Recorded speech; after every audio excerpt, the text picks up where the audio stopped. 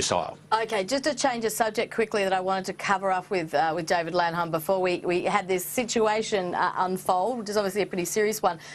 The government has obviously been rolling out what it's sort of billed as a very get tough strategy with asylum seekers. This is a group of about 400 asylum seekers that have come to Australia for medical reasons or with family that have medical reasons for leaving Nauru or Manus. Now, it's been painted as this, you know, terribly nasty, cruel policy.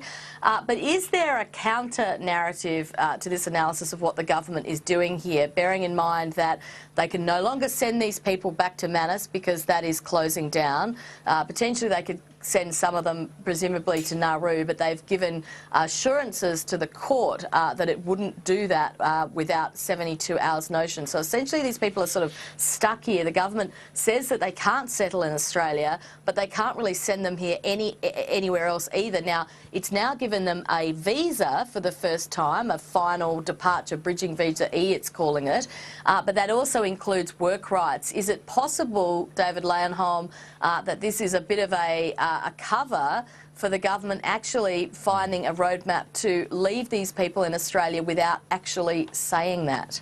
Yes, I think that is the case. They're in a bit of a difficult situation. They really don't have many options, to be honest.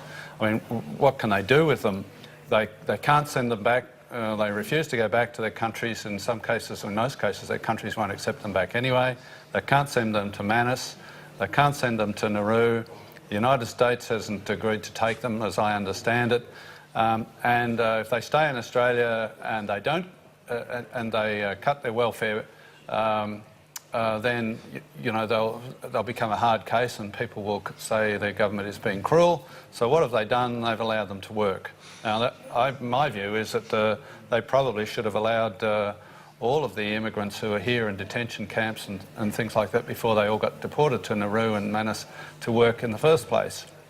As a matter of fact, that was one of the things that we discussed with Scott Morrison back in 2014 when he was negotiating TPVs.